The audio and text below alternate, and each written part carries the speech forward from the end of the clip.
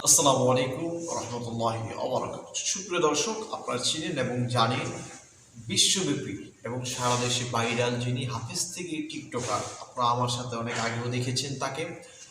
তো কিছুদিন গুঞ্জন ছুটেছে মিডিয়া পাড়ায় যে হাফেজ থেকে টিকটকার শিপন ইন্তেকাল করবে আছে। আসসালামু আলাইকুম প্রিয় দর্শক, আশা করি সবাই ভালো আছেন। তো আজকে যে টপিক নিয়ে কথা বলবো সেটা হলো কিছুদিন যাবৎ ভাইরাল একটা টপিক, যে হাফেজ থেকে টিকটকার চুল কালার করে সে আবার অন্যজনকে ইন্টারভিউ নেওয়া শুরু করছে।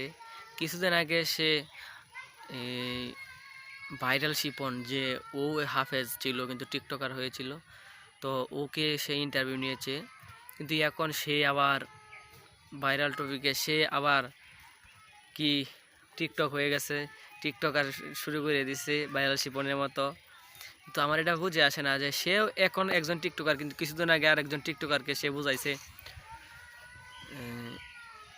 হাফেজ থেকে যে টিকটকার হইল শিপন।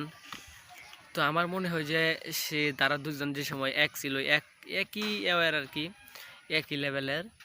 তো দুইজনে এখানে যুক্তি কইরা, ঠিক আছে, একজনের তো এখন ভালো হয়ে গেছে, একবারে ক্যামেরার সামনে আসে না, এখন ক্যামেরা থেকে বাদ দিছে। কিন্তু এখন আবার দুজন একসাথে ছিল, তো ভিডিও আমারগুলো আছে, তো ভিডিওটি আমি দেখাইতেছি, আপনারা দেখেন।